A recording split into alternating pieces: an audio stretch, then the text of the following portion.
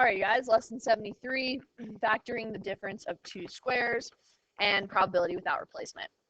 So first, I just want to review some foiling, multiplying these binomials together.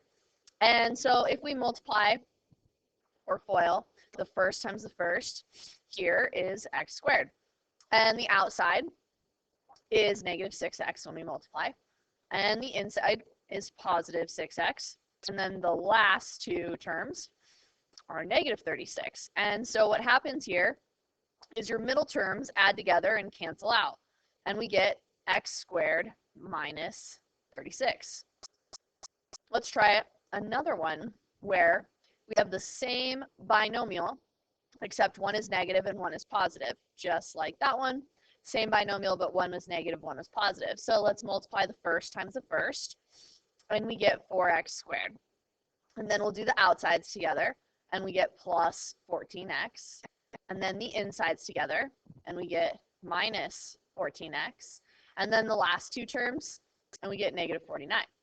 And notice what happens. Our middle terms cancel out, and we get 4x squared minus 49. So here's another one where I have plus and minus the same binomial. So I multiply this times this, and I get 25x squared. And if I do the outside, I get negative 20xy. On the inside, I get positive 20xy. I'm not even going to write that down because they're going to cancel. Then I'm going to multiply the last two terms, and I get negative 16y squared. All right, what is special about these right here? If we go the other way and we tell you to factor tractor these. So these three now binomials are called a difference of squares.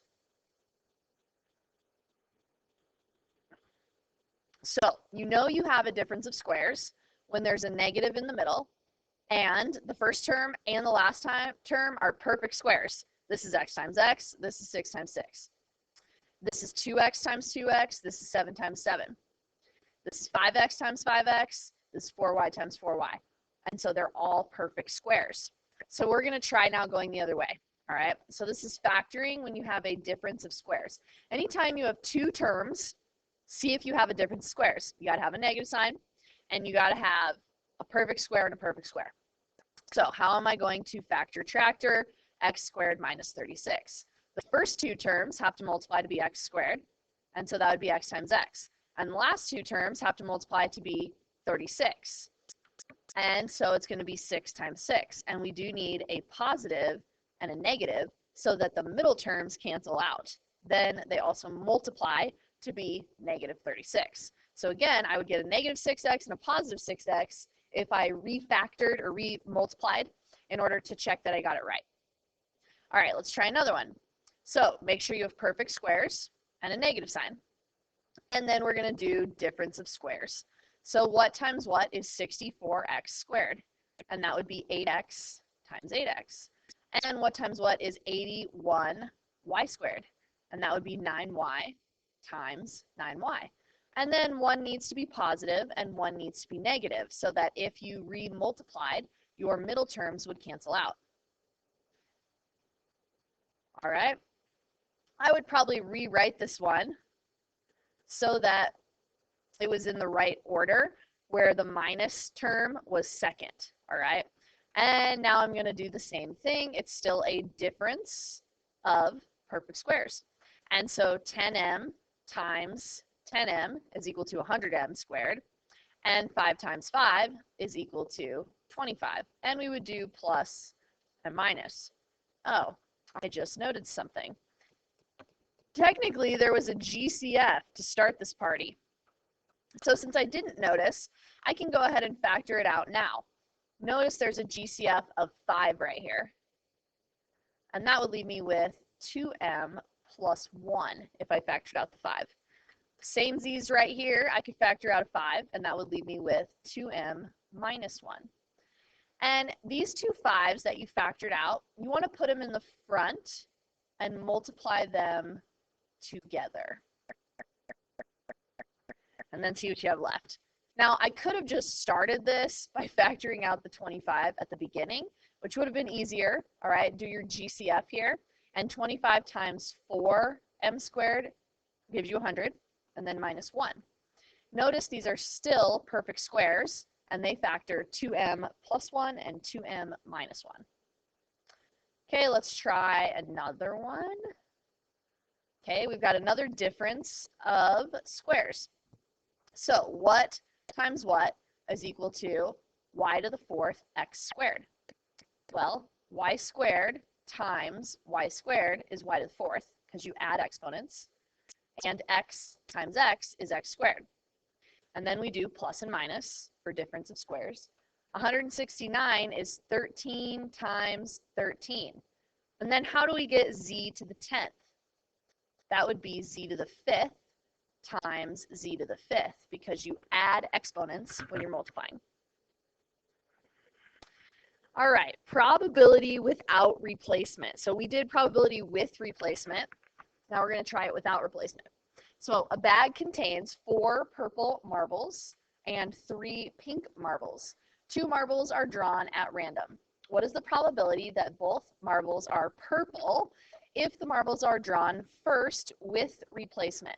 So I want the probability of getting a purple and a purple with replacement. So 4 are purple out of a total of 7. All right, so 4 out of 7. And we multiply. If I replace it, then I still have 7. And so on the second draw, it's still just a 4 out of 7 chance of getting a purple marker. And I get 16 out of 49 when I multiply those. All right, so pay attention here on what happens when you do without replacement. So I'm still doing the probability of a purple and a purple. And so the first draw is still 4/7. But on the second draw, you assumed that this happened, and now you're not putting it back in the bag. So everybody picture your bag where you've got 1, 2, 3, 4 purple ones and 1, 2, 3 pink ones. Purple, pink. All right. And you draw out one of these that's purple, and you like take it out of the bag. Now, how many are purple are left? Only 3. And how many total are left? 6. So you got to make sure you take 1 from the numerator and the denominator here. So I can now reduce this first if I want to a half, and then multiply straight across 4/14 and reduce again, and we get 2/7. Let's try again. A bag contains 5 orange marbles and 6 blue marbles. 2 marbles are drawn at random. What's the probability? The first is orange and the second is blue if they're drawn with replacement. So the probability of getting an orange, comma, and then a blue.